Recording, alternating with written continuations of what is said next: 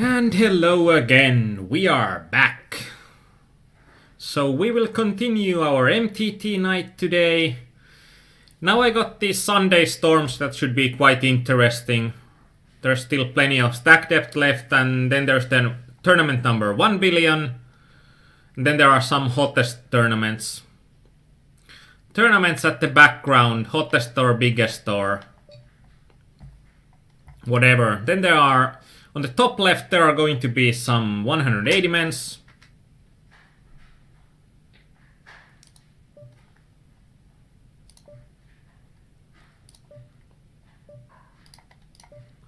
And Neo says that you must have the smartest dog in the world. Now I beat him 3 out of 5 times heads up. But in the poker world, what do you do with a smart dog? You would need to have a smart horse, not a smart dog.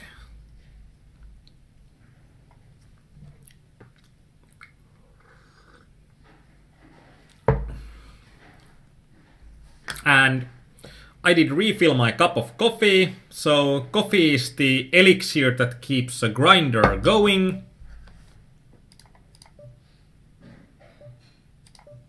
And that's like the Finnish national drink. I think Finland is the country where people drink the most coffee per person.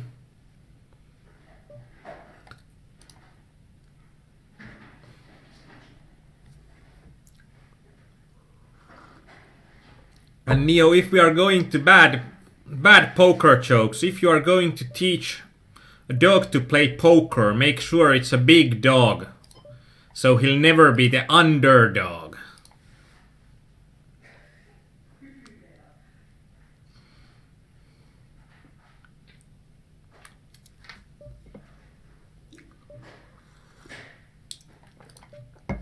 Yeah, more coffee.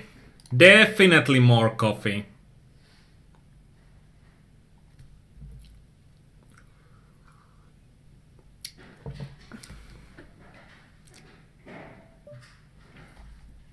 And in this mega feels like they are going on a break when the last hand on the tables finishes. So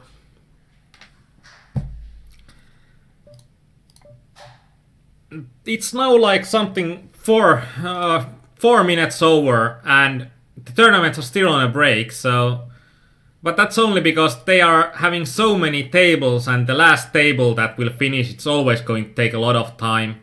There will always be someone that needs to take a decision on the river and takes forever to do it. So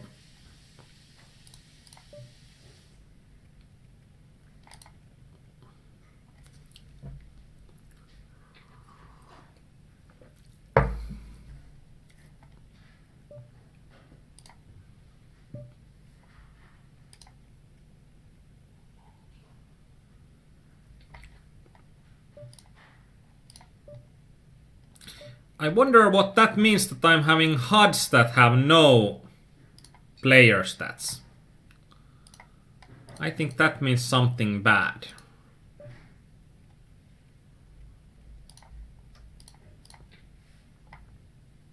And with pocket trees we are hitting quite nicely.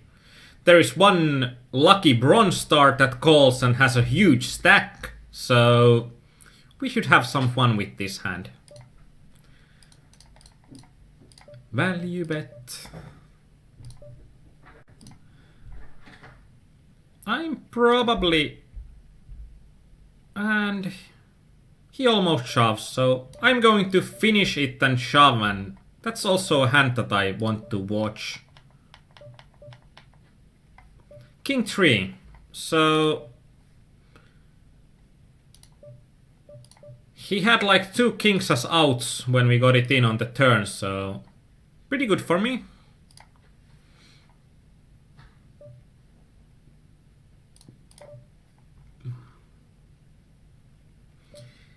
Coffee is the thing keeping me sane. Someone from the blinds calls and now bets on the Sunday storm. I'm having 2 overcards and a backdoor flush draw, so I don't believe her at first, but when he bets the second time, I think he has hit something with a small with a hand that consists mostly of small cards that he has called pre-flop.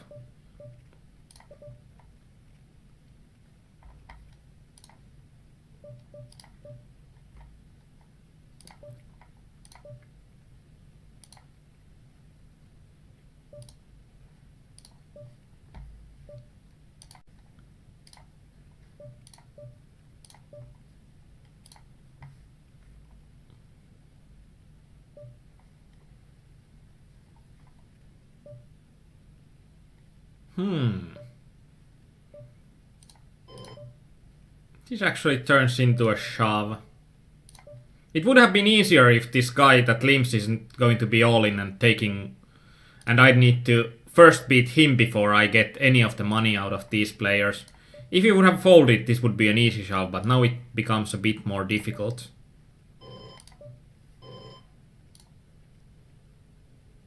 And I'm having like the only hand that he's getting good equity against.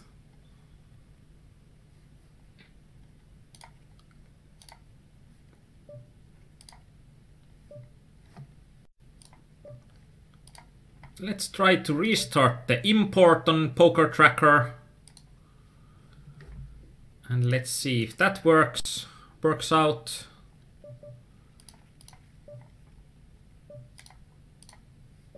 And tournament number 1 billion, we are having kings. The flop is decent.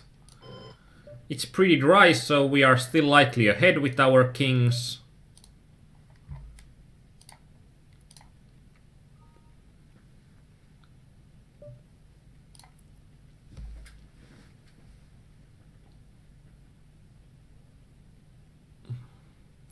And Kauris says that poker is 50% of your grinding.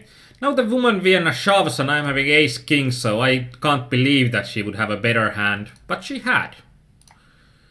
I don't understand where's the fun in shoving pocket tens, because there should be plenty of better ways to play those.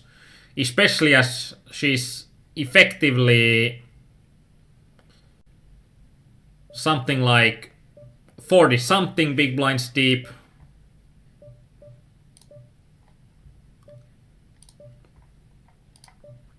But I don't mind, especially as I won it. And now this is actually a good opportunity when this guy 3-bets.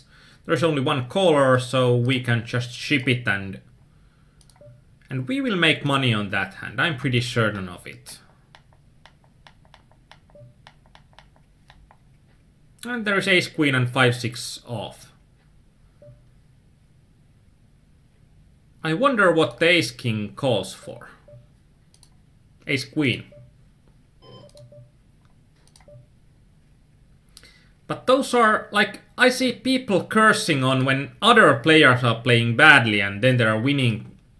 And I don't think that you should curse on other players when they're playing badly, because when they are playing badly, that's exactly what makes you money. So you would want your opponents to play really badly, like all the time. I would love to have a game that my opponent just always play badly. I'm going for a small 3-bet here, that I can get away from it if the Sklinsjo goes for it, but I'm going to get it in against this. In a 3-way pot, I should have enough equity, even against this guy.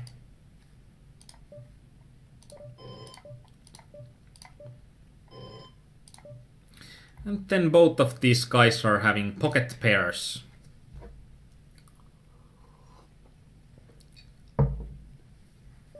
That was an interesting reward in the tournament number 1 billion.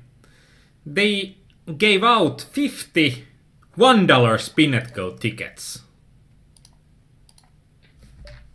I wonder if I would get 50 $1 Spin and Go tickets, should I even play those?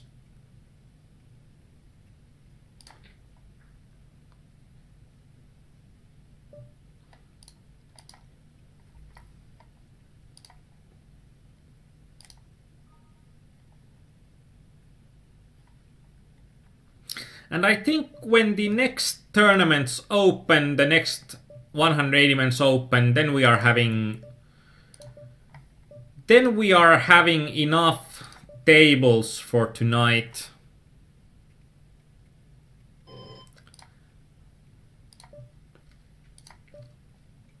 And in there with the king queen off, we could have had an option to opponent limp 3 bets. Limp 3 bet shoves.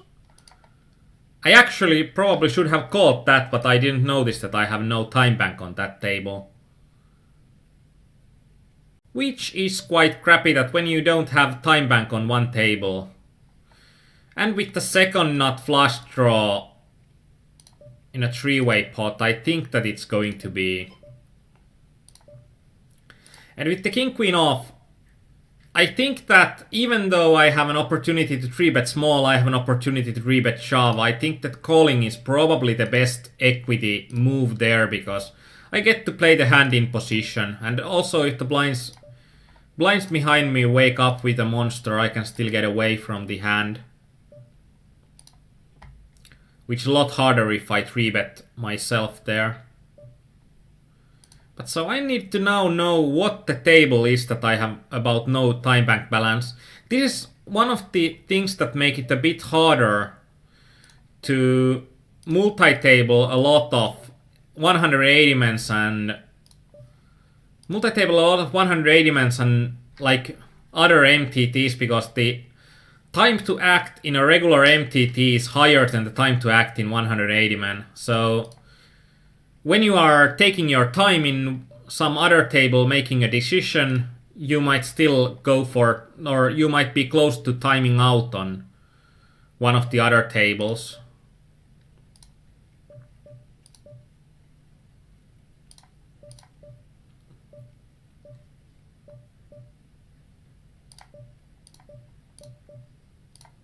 I just knew that in one of those hands that I knew that the blinds were both pretty tight, so then I'll open up my raising range even from hijack. Because the blinds are the players that I'm most worried about. In here, I'm having still a decent equity, and there is decent amount of stacks behind, so if I hit my straight as I did, then I should have a pretty good opportunity to get more money in. And because this guy seemed to be satisfied with betting, I'm going to let him have the opportunity to do exactly that. And we are raising an amount that we can get our stack in on the river if need to. But worryingly, neither of the guys called.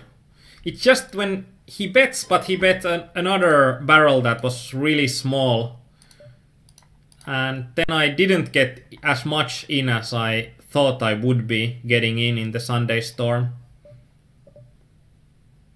Probably could have been even a good spot to bet myself, but bet a bit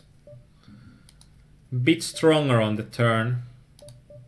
That's also why it's more fun to play in position, because if I would have been in a position, then I would have the opportunity to observe what the opponent does before I do.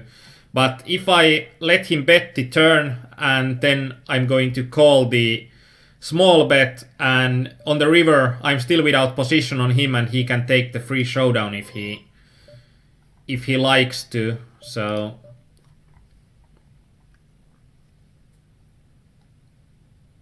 he check calls and then he bets the turn. I don't believe him, but if he bets twice, then I'm probably going to believe him. And when he checks, oh well, he had an ace.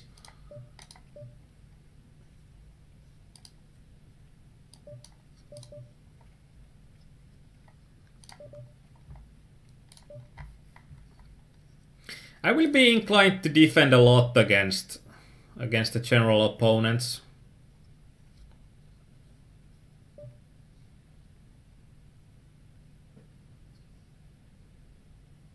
General opponents in these games.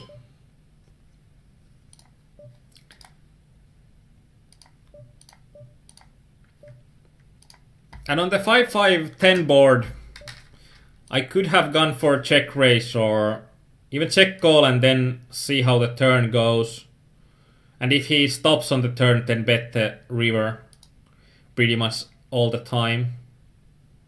Because I think that the guys in these games, they will be too much firing just one barrel, and then if they shut down on the turn, they are pretty much never going to have anything there. We are just getting such great odds, but with something like Ace-7, we need to tread very carefully, because even if we hit an ace, we are not hitting the nuts, so we might have decent equity, but in a three-way pot, we also might not. So I think like the weak aces are some of the hands that most beginning players are losing a lot of money because they are hitting the pair of aces, and then they are playing poker like it's going to be a slot machine, that when you got the pair of aces, you are always going to get some money, but poker doesn't work like that.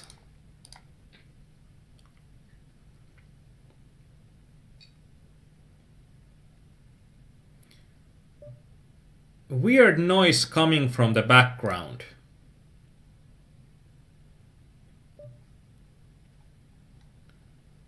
That's weird. Oh, it was your poker cam. Well, no problems then.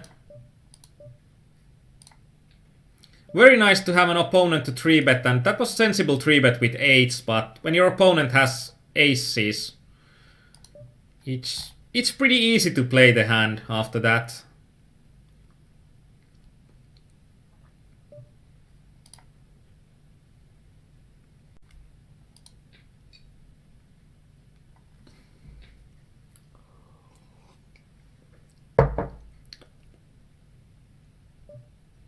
Now I just have to wonder on what kind of poker cams is Marcus Y playing.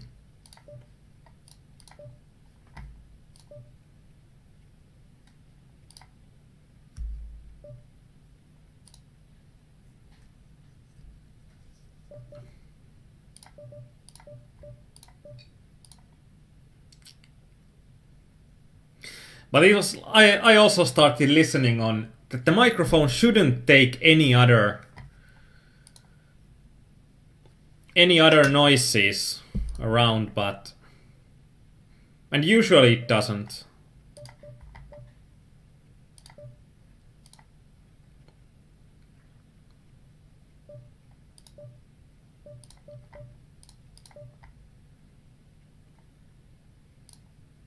It helps a lot to have a good desk microphone, so the sound quality has been pretty good, and I have been pretty satisfied with the sound quality lately.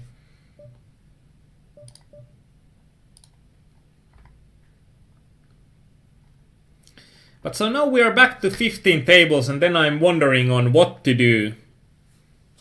Because I'm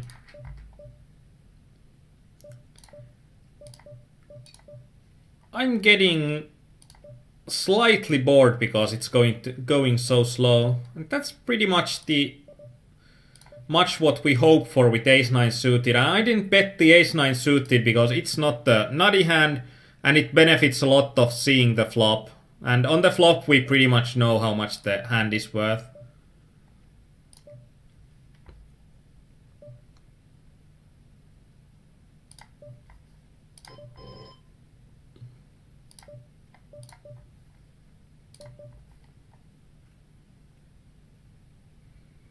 If it's going to be a three-way pot, then it's going to be enough for us to go all in with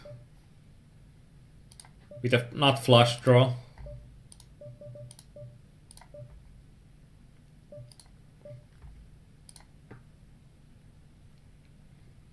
Opponent calls me with a Queen-7, that's nice.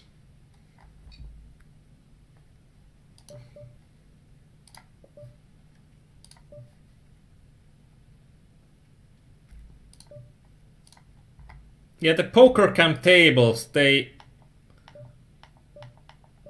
sound really fun. Especially on what I have heard about those.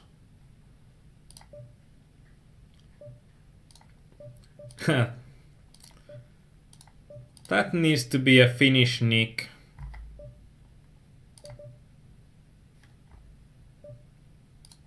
Vernon backs.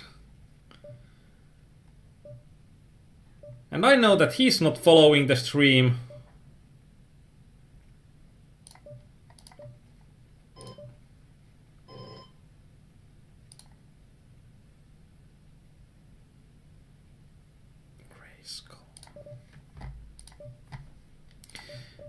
With the pocket nines, it's not that nutty, and the pot size is still so still so small that I didn't like a shove there. And 3-betting small is not a great option, but we are still deep enough, so it's really close on set mining, but there is additional equity on that's not only for set mining. And we probably should have bet the flop as nobody else did, and on the king, when we get action on the king, then it's going to be pretty hard for us to carry on.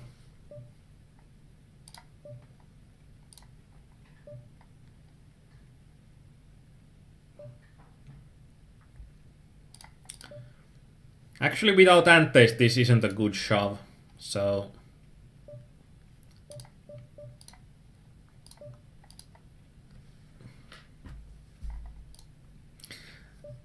A case of don't do what I do, do as I say.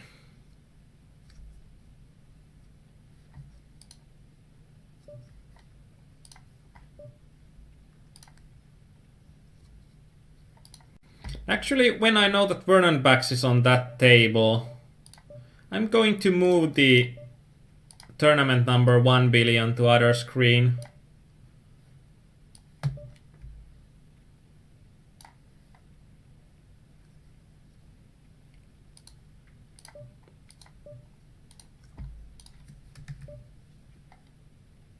Oh. I don't have enough real MTTs left.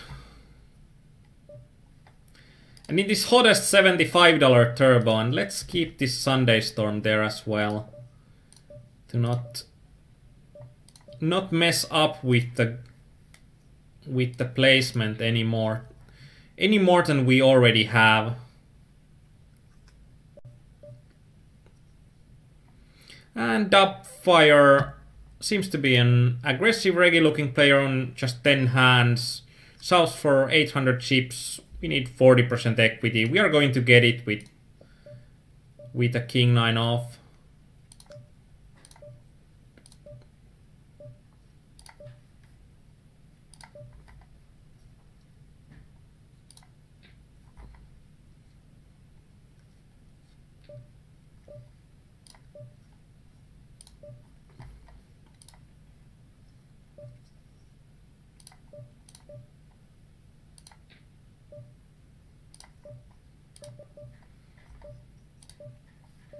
And in general, I think that opponents are going to be folding too much against the small blind race, so I'm going to be pretty aggressive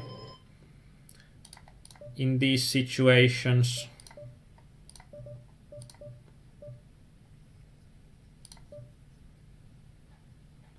And of course, sometimes when I race with crap, I'm going to hit something as well, which is always nice.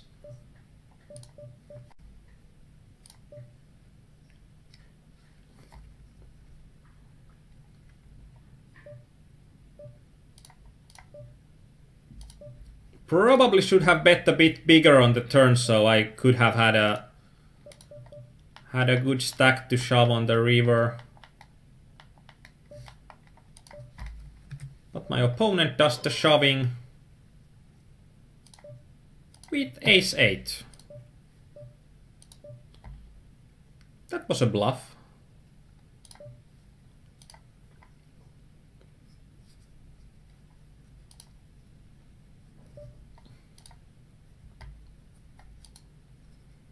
Decent bluff, I'd say.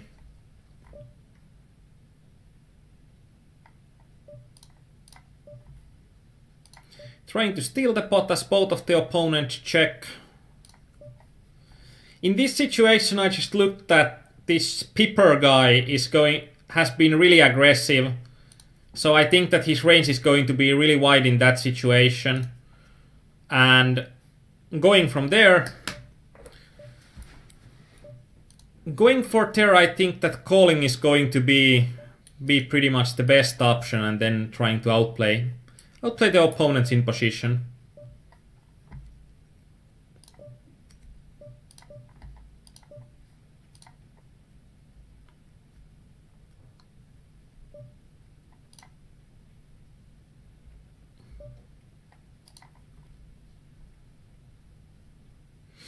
Now it would be pretty nice to have a carnival jackpot hitting on a table when there's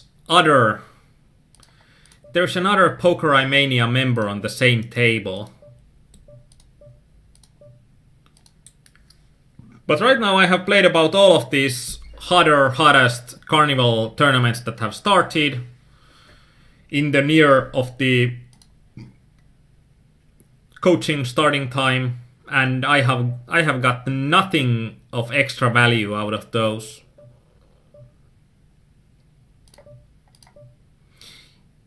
In here we need 35%. I think that we are going to get it against quite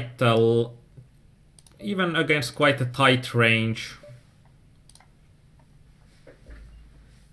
And on the beginning of huge field MTTs, I'm going for the cheap equity. Like in Sunday Storm, it's going to take pretty much forever before we are going away from cheap equity, because the money is so far away.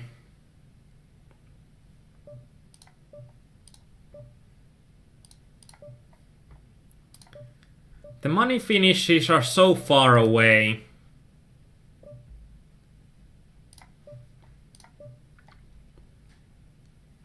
I open UTG plus 1 3-bets me.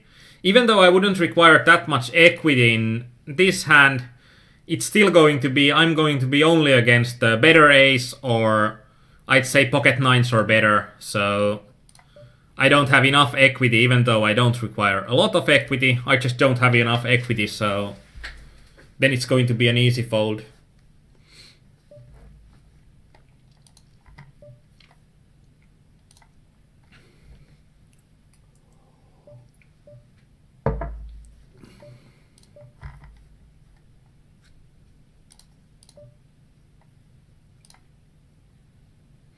I wonder if players are a lot tighter in this, like this tournament number 1 billion, when there are milestones going on. Because then having a seat on the table also has some extra value. We are getting such a great price on King 10 off. Even though it's not a great hand, we are getting such a great price that I just can't fold it. With all the antes, we are playing a pretty nice sized pot.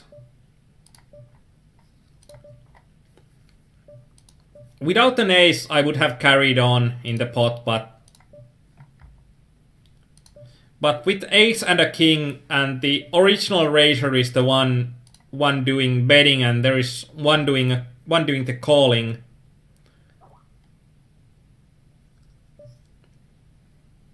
It's going to be that we are always against at least one ace.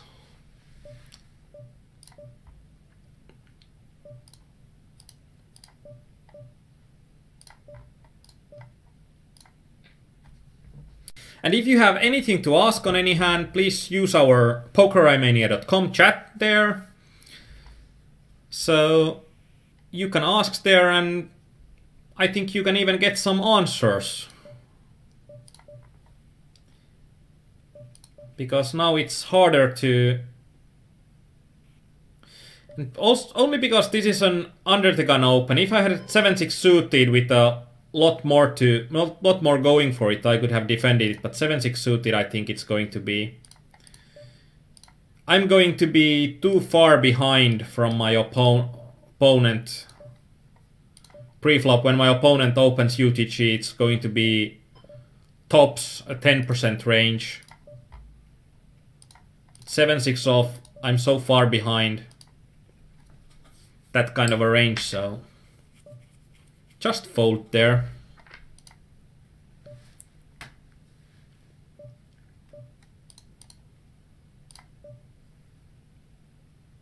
Mm. 8-7 suited.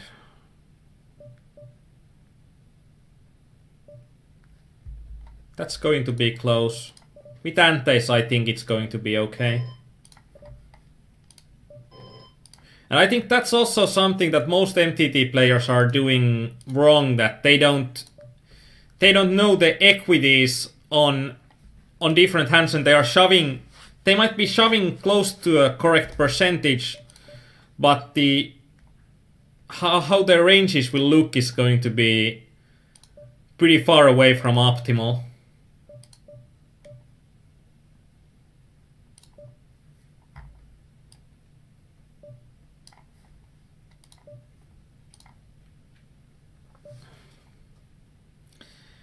And Neo asks hard questions, but of course when I give you the opportunity to ask questions, of course you should ask the hard questions. In general, it depends on the lookup on the table. If I'm having a lookup that's going to have a lot of players that are going to be random players for me, then I'm going to prefer min raise on a pretty nutty range, because then I'm going to know that there's going to be an opponent that's doing something stupid in the hand later and going to get it in with a wider range than they should have. But with some shallow stacks, and if there are only regs on the table, then I might even shove most of the nutty hands, and then there might be some hands that are not quite good enough to shove. Because then opponents are going to put me into quite a nutty range if they are good in general. But in MTTs, I think it's mainly going to be against unknowns, and then it's going to be... I think that with a min raise, even something like 8 big blinds deep, we are going to get it... We are going to get people that are going to get it in wider against the min raise, so we should be playing a pretty tight range and pretty strong range to take advantage of that.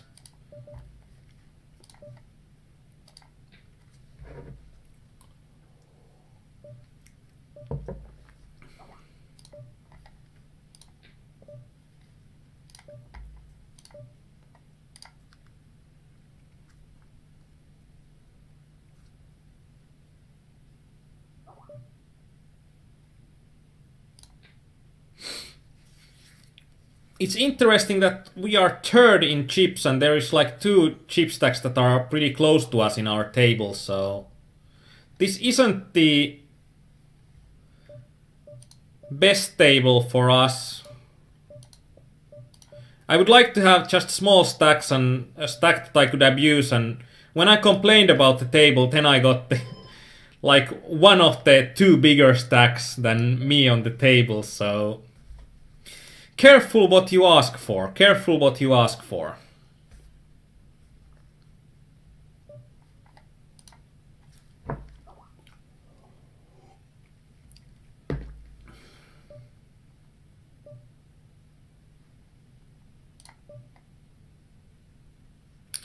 I think Hodgeny is opening pretty wide on small blind. So let's try to outplay her.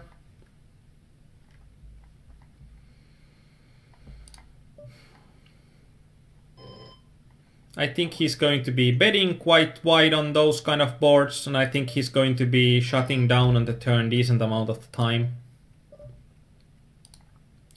And when he shuts down, we'll just pick up the pot.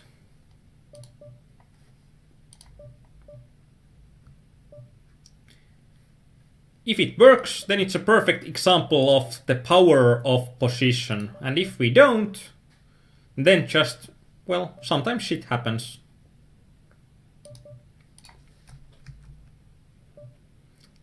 Crap.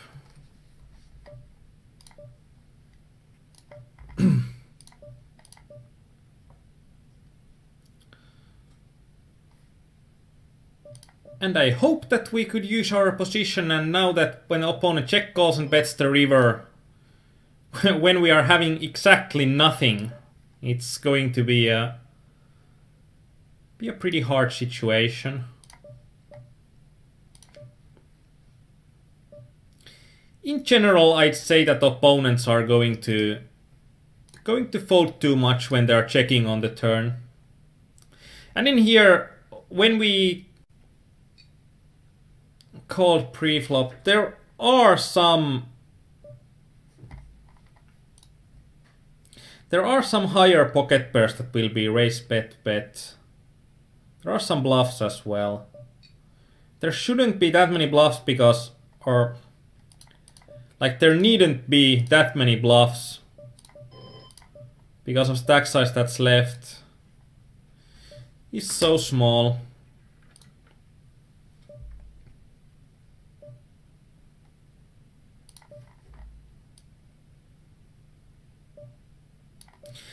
I don't believe that Hodgeny would have air playing like that often. I believe she had a strong hand there.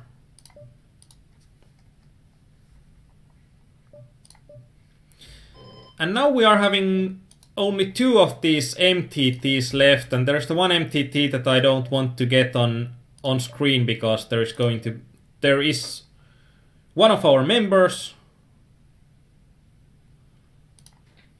So I just wanna be safe with that and not take it on board.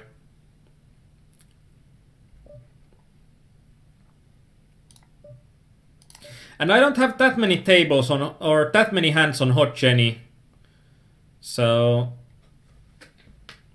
I'm having some tables on her, but not, or some hands on her, but not a lot. That we haven't played the same games that much.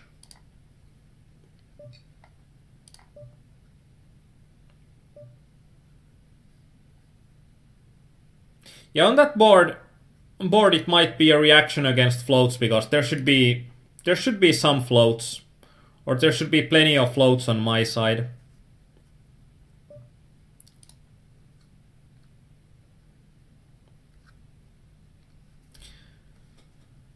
But it's pretty hard as there aren't any draws that are missing, so I can't see Hodgeny doing it with complete air that often, so. Oh, we are seeing a Supernova Elite on the tables.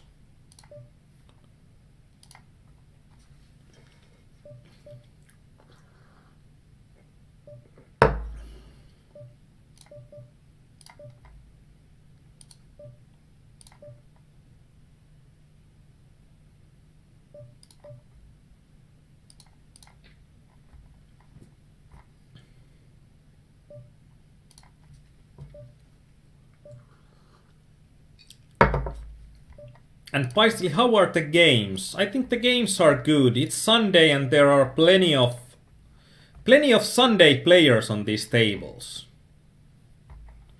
And when Vernon Backs is not on the hand with me, I'm going to share this one. Arifino raised 3x, I'm having pocket aces, I'm going probably for a small re-raise, as I think that he's going to be a random player.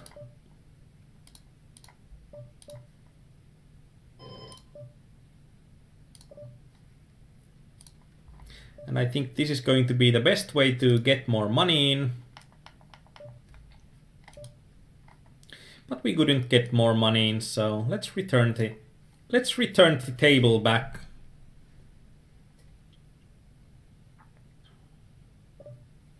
And in this this table with 900 chips and 200 and 400 blinds, we are pretty screwed.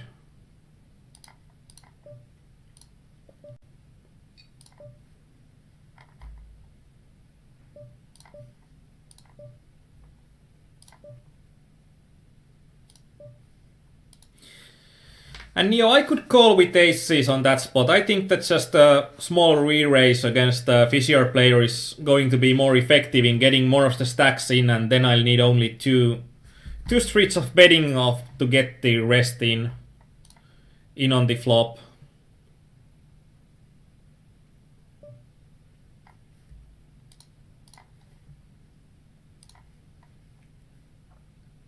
Nasty that my opponent has something like probably 75% range, and he's then getting top 3% hands, so but those things happen.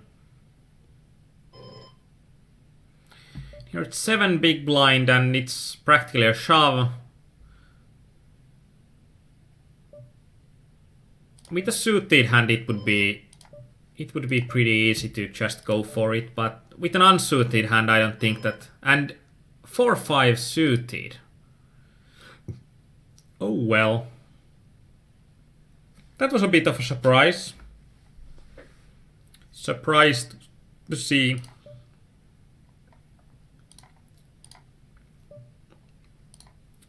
I should really take note when there are no antes in these games.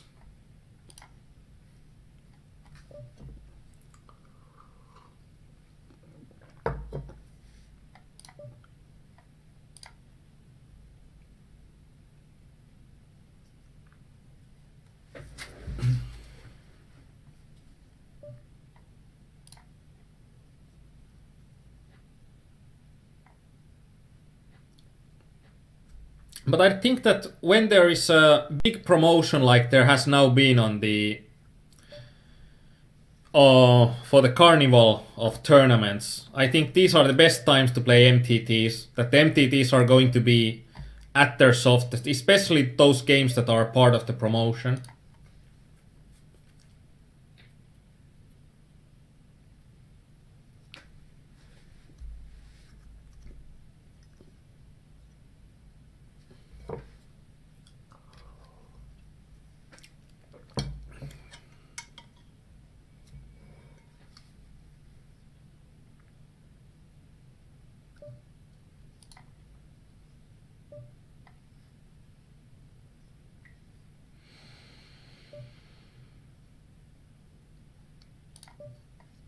Ace-9's off is not going to be enough even against that short of a shove. This is one of those crappy situations.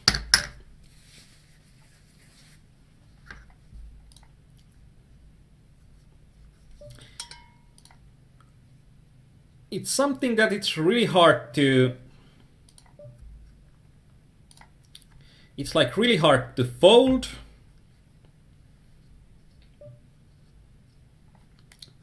And in the tournament number 1 billion, there is still late registration going on, so I can't even see how many places are paid in the tournament yet. So it's going to be an insane sized tournament. I think like 2/3 of the entrants are already gone. Yeah. 2/3 are gone already and there is still late reg going on. And Paistili asked, have you ever considered to be a full-time MTT grinder? Like, not seriously yet.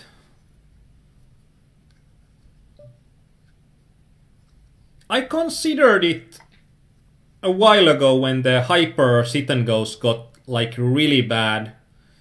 But it's still that I think that I'm going to make more money in other games than hypers, so, or other games than MTTs, so. So as long as it's going to be that way, I'm not going to go for full-time MTTs. And actually, I see so many random players behind me, and this 3x open is large enough for us to get a really decent sized pot going, so...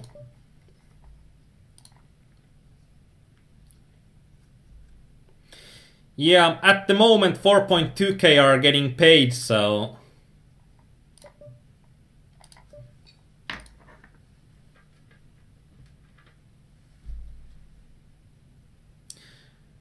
And Paistisille, you think that at some point MTTs will be more profitable for you?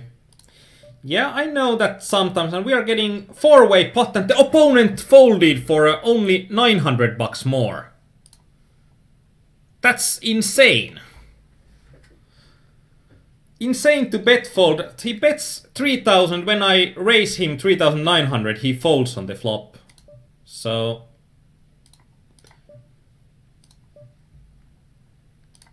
I'd say that that is never a good play.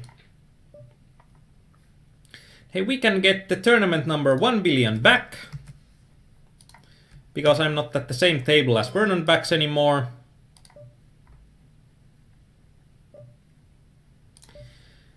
And basically, I think that the MTTs are going to be the last tournament format to get unprofitable. So, like all the time when other formats are getting more unprofitable, then MTTs are seeming to be more enticing. But I don't know. I think when I have read some blogs of some, I think that some players that I respect on MTTs, and they are still making like half the amount per hour, with worse hours that you can't stop and start your session whenever you want, then it's not that enticing to go fully on MTTs.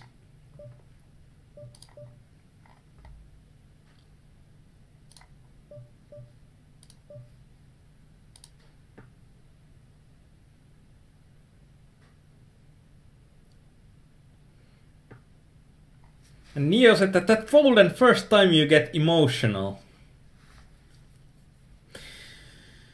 I'm trying my best. Sunday MTT grinds are probably going to be the most emotional time in Poker Grinder's mind. There are so many emotions that can be going on at the same time.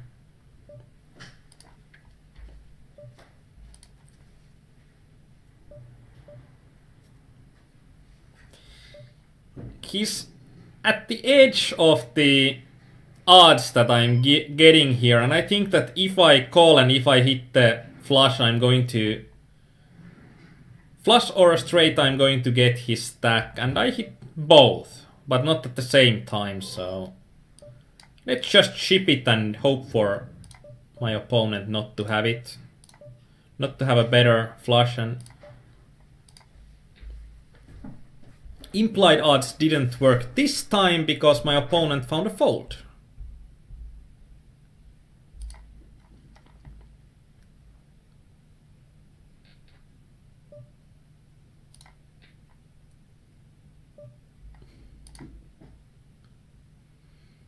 But I think that like in these MTTs, the Sunday Storm and tournament number 1 billion, I think the opponents are in generally they are pretty bad. I think if Foktaborg would have shoved, a 3-bet shoved, I would have called it pretty instantly. He has been so aggressive, and that makes me it actually pretty unprofitable for me to be really aggressive on that table, so that's going to be something that I'll need to adjust on.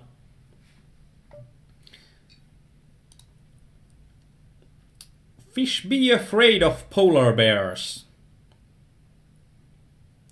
Do polar bears eat a lot of fish?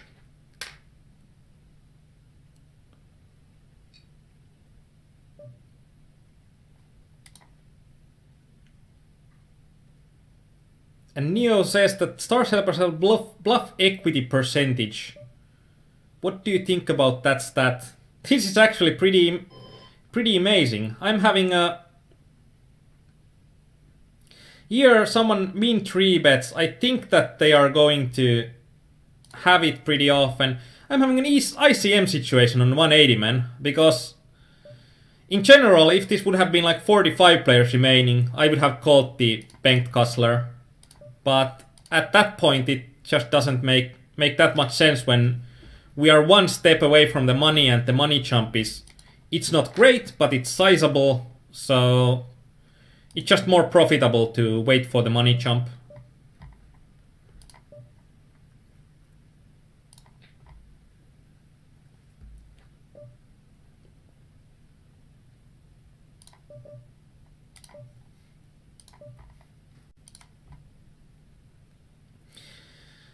I don't like this in general, and in here I think that I have pretty much 4 outs or 3 outs, 3 to 4 outs, so it's going to be quite an easy fold.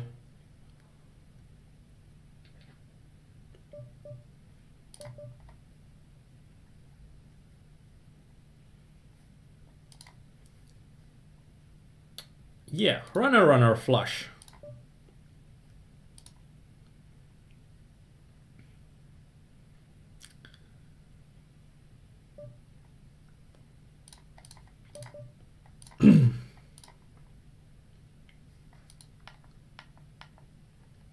Let's see, this is now in the money, so we can see a 180 man in the money.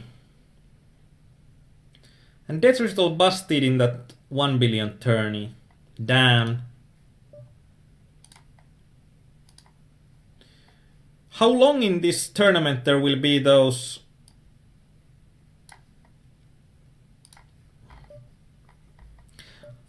How long there will be those awards going on?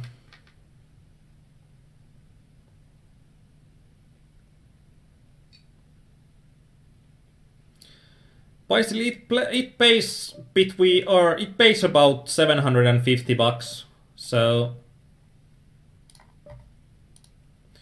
we can see it here.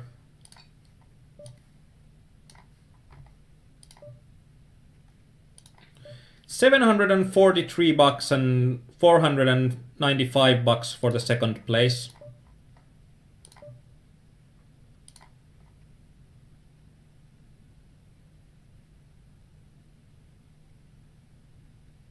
What did Kuba say? Not anymore.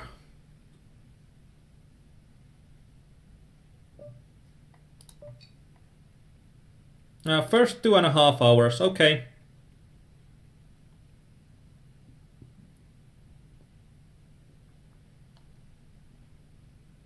Now I know what Kuba was talking about, so...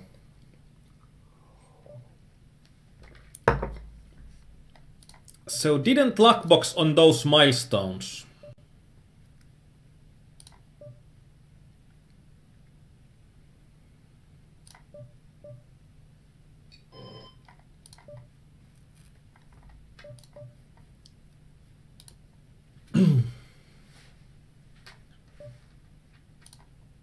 There's $35 180 man nearing the monies. So how many viewers are still in the tournament number 1 billion?